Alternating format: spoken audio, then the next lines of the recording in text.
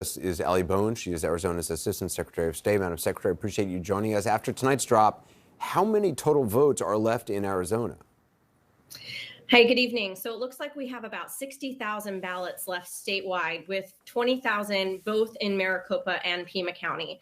And then Pinal County has a chunk left, and Apache County, Cochise County. But for the most part, we're looking at very few ballots still outstanding. So 60,000, you said? That's right. And do you believe the Arizona governor's race will go to a recount?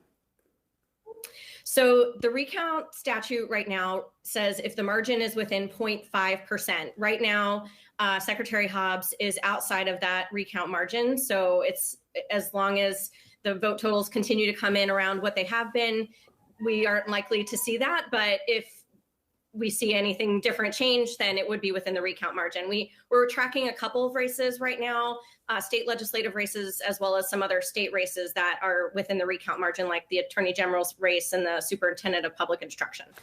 Kari Lake has just tonight has raised questions on Fox about Katie Hobbs, the Secretary of State, overseeing the elections, essentially counting all the votes. Is Katie Hobbs there counting all the votes? Is she the one determining the count? No. Anderson, no. In Arizona, the elections are highly decentralized, and the counties are responsible for administering the elections and tabulating the votes. So Secretary Hobbs has not been involved in that tabulation process. Our office doesn't touch ballots at all after the logic and accuracy testing. So once early voting starts, our office is out of any administration of it, and it is the counties that do that work. So there has been no reason that the secretary would have to recuse herself for any reason at this point. There isn't necessarily a conflict of interest that has presented itself that is causing us to have any concern about that. The Washington Post is reporting Kari Lake set up a so-called war room to plan out her next move if the results of the election don't go her way. If a candidate contests the results, can you walk us through the process by which Arizona verifies its count? Yeah, so it will start with the counties will do a certification or canvass of the election. They have 20 days after the election to perform that canvass. And then those results will come to the state. And then that is signed off on at the state canvass by the secretary, but also has to be signed off by the governor, the attorney general, and the chief justice of the Arizona Supreme Court. So it is a process that, gets reviewed by each county board of supervisors, as well as the top officers in the state. We're reading very well. My first ballot, they tried to scan about 8 times. It was rejected every time. They said that the tabulating machines were down. The line was at least 20 people at the tabulators because of the ill-functioning tabulators that should have been properly tested and ready. Put my ballot in, it did not take.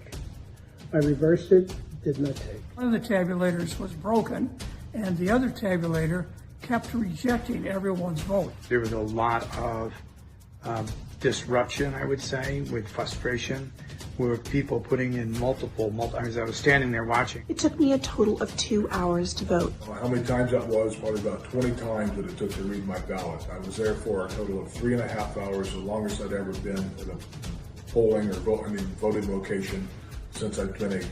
Said, we could put it in box 3 and it'll be tabulated downtown. I go, no, we're not.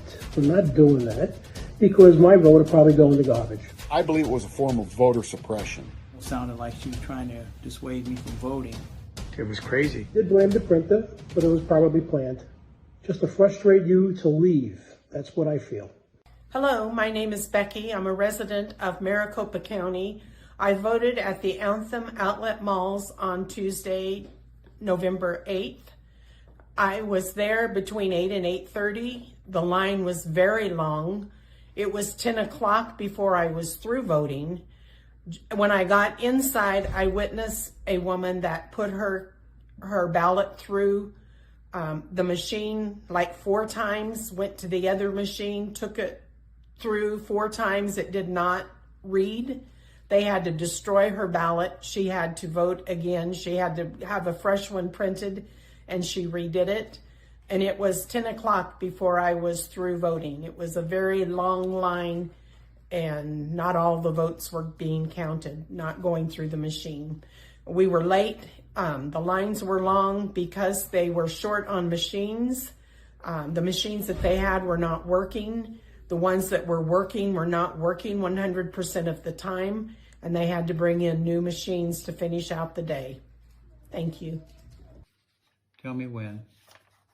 My name's Richard Parisek. I voted on Election Day, November 8th, 2022, at the Desert Hills Community Church of the Nazarene, which is located on 7th Street, north of the Carefree Highway. My issue is my ballot was rejected after completed. It went through the tabulating machine, and I was told that there was a problem with the printer, that they couldn't accept my ballot. So they gave me two options. I could either put my ballot in some type of a container and they would count it a little bit later, or I could go through the whole procedure, sign in again, and vote and fill out a new fresh ballot, which I elected to do because I wanted my vote to count on that day. That's the way it should be. I shouldn't have to put it in some kind of a cubby hole. It just doesn't seem like there was a lot of planning for this voting. I'm very disappointed in that this was done in this fashion. Thank you. Hello, my name is Kelly Maynard, and I voted on Election Day at the Desert Hills Community Church located at 7th Street and Carefree Highway. I got there around 8:30 in the morning, and I was surprised because the line was tremendously long and nobody could find a parking spot. Cars were parked everywhere. I got in line, and it took about a half hour, maybe a little bit longer, to get inside the door. I finally got inside the door, and I went over to the computers, entered in my information, and then went and got my ballot. I went to fill out my ballot, which I did, and then I came to the tabulator to put my ballot in, and the tabulator rejected it. And she tried several times. She tried it all different ways, and it's rejected it every time. So then she said, well, it's the printers. We have a printer problem. And so we need to spoil this ballot. So they did. And then I went over to the computers, redid everything again, got another ballot. But this time I asked if anybody had a magnifying glass because I wanted to make sure that I wasn't going to have to fill out another ballot. And the reason why, because the woman standing in front of me said that she was on her third time of refilling out her ballot. And it took a long time to do that because of all the judges, extremely long time, and those little dots that you have to completely color in. So anyway, make a long story short, I got my ballot, I filled it out, I went to the tabulator, and they were able to feed it in. It did go in, it did show as successful. So that was my experience. Now, I heard from several other people because I'm a PC, and there were two PCs working that day. There was one as a poll worker and the other as a poll watcher. And when I sat down the second time with my ballot, I noticed the lady sitting next to me, and I asked her, I go, are you a poll watcher? And she said, yes. And I said, okay, there's a problem with the printers. And she goes, oh, okay. So then I'm assuming that it was the judge because the judge walked out of the back room and she said, are we having printer issues? And he goes, oh, yes. He goes, but no worries. We're taking care of it. All's good. And that was the end of that. So that was my experience. Thank you. Hi, my name is Jackie. I'm from Phoenix, Arizona, and today is Sunday, November 13th. It's almost a week after Election Day. I just got home from my second day out curing ballots in Maricopa County.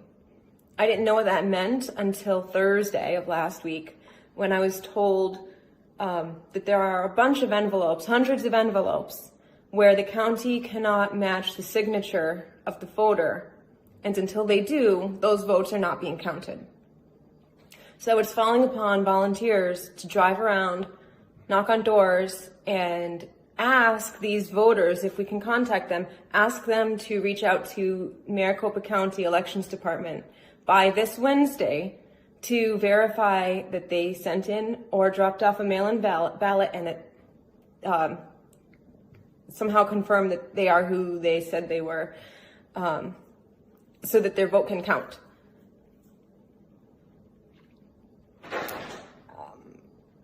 that's the state of Maricopa County right now, as far as processing our election. And this is the byproduct of using signatures to deliver our ballots. It's ambiguous and it's time consuming and it's leaving people with their votes uncounted. That's what's happening today in Maricopa County. Hi, I'm Jackie, and I worked at a voting center in Scottsdale on November 8th, 2022. Our tabulators failed in the afternoon, and that meant that everyone who had completed a ballot and was ready to see theirs counted in front of them on election day, which is what they came there to do, they waited in a line that just kept backing up because everyone in front of them would go through the same, pretty much go through the same process. There were 2 tabulators. They would try their ballot 4 ways in each one, only to have it spit back at them like a bad dollar bill from a vending machine. A lot of them would opt to retry different ballots, so theirs would be spoiled, which means a big X is put through it so it can never be counted in that election. They would go check in again, have a fresh ballot printed, which maybe that one would work in the tabulator. They'd have to fill it in again, both sides, perfectly. And mind you, they're doing this very tired, already frustrated, in a hot and stuffy room, and they need to do it perfectly. So they'd go through and do it again, and then get in our long tabulator line while everyone in front of them goes through the same thing. Needless to say, we were not getting a lot of people completed and out of there quickly. So that's what our election day looked like in the evening. Hi, I'm William Kramer. I live in Desert Hills, Maricopa County, Arizona. My precinct is 12362. I'm here to speak about the election of November 8th, 2022. In my precinct, when I went to vote, I arrived at 3 p.m., stood in line for nearly 2 hours before I was able to cast my ballot. In the time I spent in line with another individual who was checking his watch, we noticed several individuals look at their watches, their phones, and just simply exit the line without casting a ballot. Clearly, this is a case of voter suppression. The Secretary of State has done nothing to remedy the machine problems from 2020. Katie Hobbs has continued to create unfair and unbalanced elections in the state of Arizona. Clearly, this is something that must be addressed and remedied by the courts. Otherwise, we face the specter of never having a free and fair election in this state again. Thank you. We voted at Cave Creek City Hall on Election Day, got there about 9:30, waited in line 30 minutes. The readers were not reading many of the ballots, mine included. Some of the poll workers there were saying, oh, it's due to using the blue ballpoint pens.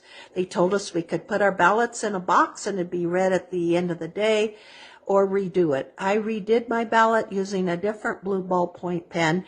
This time it went through. One of the poll workers there said in all her decades of experience, she had never witnessed such a problem with this ballot reader.